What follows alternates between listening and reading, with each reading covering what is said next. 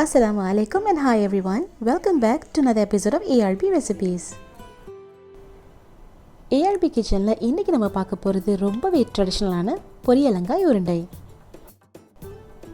நம்ம வீட்டிலேயே ரொம்பவே சுலபமாக செய்யக்கூடிய இந்த பாரம்பரியமிக்க பொரியலங்காய் உருண்டை எப்படி செய்யலான்னு பார்க்குறதுக்கு முன்னாடி மறக்காமல் ARB ரெசிபீஸை சப்ஸ்கிரைப் பண்ணிக்கோங்க. இப்போ வாங்க வீடியோக்குள்ளே போகலாம். இன்றைக்கி இந்த பொரியலங்காய் உருண்டை செய்கிறதுக்கு நான் 1 கப் பச்சரிசி, 1 கப் பாசிப்பயிறு, 1 கப் பொட்டுக்கடலை, 1 கப் வெல்லம், அரை கப் துருவிய தேங்காய் எடுத்திருக்கேன். முதல்ல நம்மளுடைய 1 கப் பச்சரிசியை நல்லா நம்ம ட்ரை ரோஸ்ட் பண்ணிக்கலாம். மிதமான தீயில் இந்த பச்சரிசியை நம்ம நல்லா வறுத்து எடுத்துக்கலாம். ஒரு 2 நிமிஷம் போல் ஆகும். நல்லா வாசனையும் வர ஆரம்பிக்கும். லைட்டாக கொஞ்சம் கலரும் சேஞ்ச் ஆகும். அது வரைக்கும் இந்த அரிசியை நம்ம நல்லா வறுத்து எடுத்துப்போம். இப்போ நம்மளோட அரிசி நல்லா வறுபட்டுருச்சு. இதை நம்ம ஒரு பாத்திரத்தில் நம்ம ட்ரான்ஸ்ஃபர் பண்ணி வச்சுக்கலாம். இதே பேனில் நம்ம எடுத்து வச்சுருக்கிற 1 கப் பாசிப்பயிரையும் நம்ம நல்லா ரோஸ்ட் பண்ணி எடுத்துக்கலாம். இதுவும் ஒரு 2 நிமிஷம் போல் ஆகும். நல்லா ஒரு வாசனையும் வர ஆரம்பிக்கும். லைட்டாக கொஞ்சம் கலரும் சேஞ்ச் ஆகும்.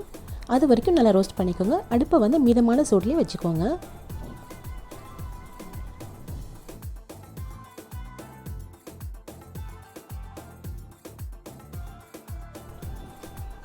ஒரு 2 நிமிஷத்துலேயே நம்மளுடைய பாசிப்பயிறு நல்லா வறுபட்டுருச்சு.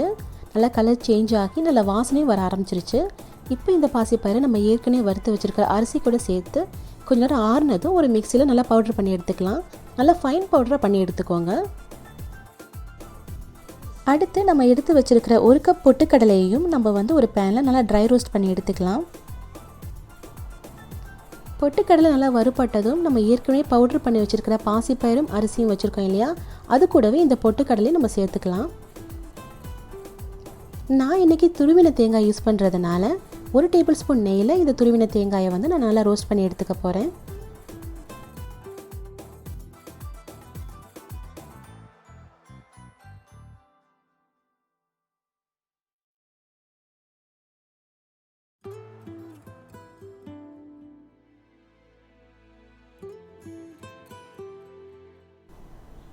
ஒரு நிமிஷத்துலேயே நம்மளுடைய தேங்காய் பூவும் சூப்பராக ரோஸ்ட் ஆகிடுச்சு. இப்போ இதை நம்ம ஏற்கனவே பவுட்ரு பண்ணி வச்சுருக்கோம் இல்லையா, அரிசி பாசிப்பயிறு, அது கூட நம்ம பொட்டுக்கடலை ஆட் பண்ணியிருந்தோம். இப்போது இந்த தேங்காய் பூவையும் நம்ம அது கூட ஆட் பண்ணிக்கலாம்.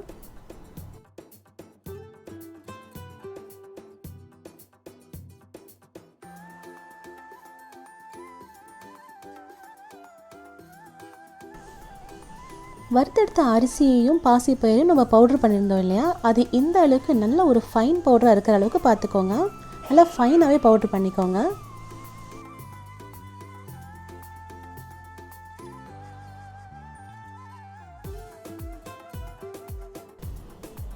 இது கூடவே 1/2 டீஸ்பூன் ஏலக்காய் பவுடரையும் சேர்த்து நம்ம நல்லா மிக்ஸ் பண்ணிக்கலாம்.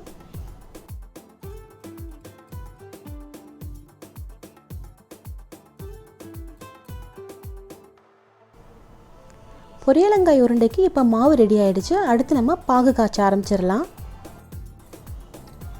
அடுத்து ஒரு பேனில் நம்ம 1 கப் வெல்லத்துக்கு 3/4 கப் போல் தண்ணீர் ஆட் பண்ணிக்கலாம். எந்த கப்பில் நீங்கள் வெல்லம் அளந்தீங்களோ அதே கப்லேயே நீங்கள் தண்ணீரை ஆட் பண்ணிக்கோங்க.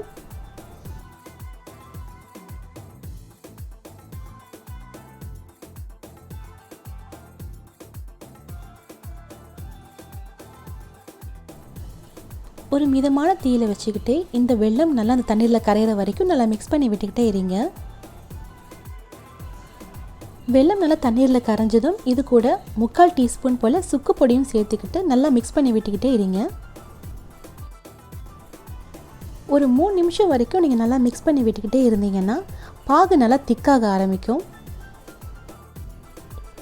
இந்த பாகு நல்லா திக்காகி நமக்கு உருட்டுற பதம் கிடைக்கிற வரைக்கும் நம்ம மிக்ஸ் பண்ணி விட்டுக்கிட்டே தான் இருக்கணும். உருட்டுற பதம் கிடச்சிச்சான்னு செக் பண்ணுறதுக்கு ஒரு சின்ன கப்பில் கொஞ்சமாக தண்ணீர் எடுத்துக்கோங்க. அதில் இந்த பாகை ஒரு 1/2 டீஸ்பூன் போல் நீங்கள் விட்டு பார்த்தீங்கன்னா உங்களுக்கு உருட்டுறதுக்கு சின்ன பால் மாதிரி வரும். அப்போனா இது கரெக்டான பதத்தில் இருக்குன்னு அர்த்தம். இப்போ பாகும் ரெடி ஆகிடுச்சு. இந்த பாகை நம்ம ஏற்கனவே ரெடி பண்ணி வச்சுருக்கிற மாவோடு நம்ம சேர்த்து நல்லா மிக்ஸ் பண்ணிக்கலாம். நம்ம ரெடி பண்ண பாகை இந்த மாவில் அப்படியே ஃபுல்லாக ஆட் பண்ணிக்கோங்க. பாகு ரொம்பவே சூடாக இருக்கும். அதனால் உடனே கையை வச்சு பிசைஞ்சிடாதீங்க. ஒரு ஸ்பெச்சுலாவால் நல்லா மிக்ஸ் பண்ணி விட்டுக்கோங்க.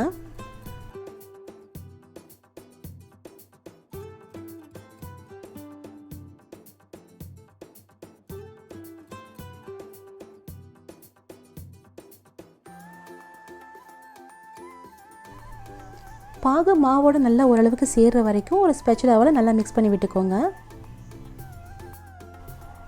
பாகு மாவோட ஓரளவுக்கு கலந்ததும் நம்ம வந்து கையாலே பிசைய ஆரம்பிச்சிடலாம். இப்போது ரொம்பவே சூடாக தான் இருக்கும், அதனால் கொஞ்சம் கவனமாகவே பிசைஞ்சிக்கோங்க.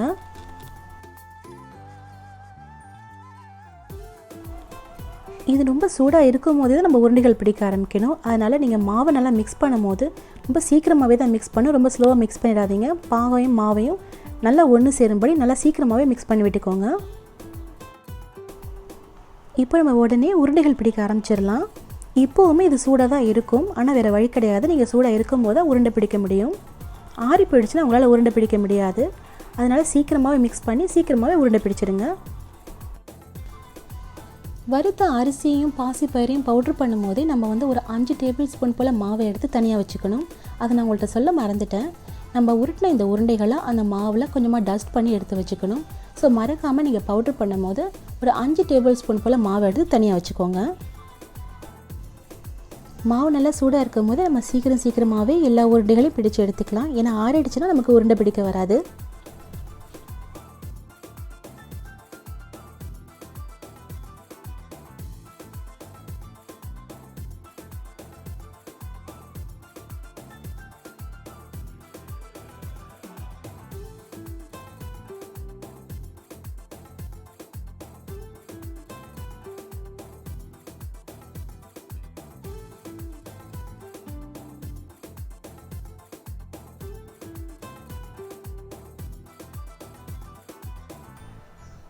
அவ்வளவுதான், பாரம்பரியமிக்க ரொம்பவே ஹெல்தியான பொரியலங்காய் உருண்டை இப்போ சூப்பராக ரெடி ஆகிடுச்சு.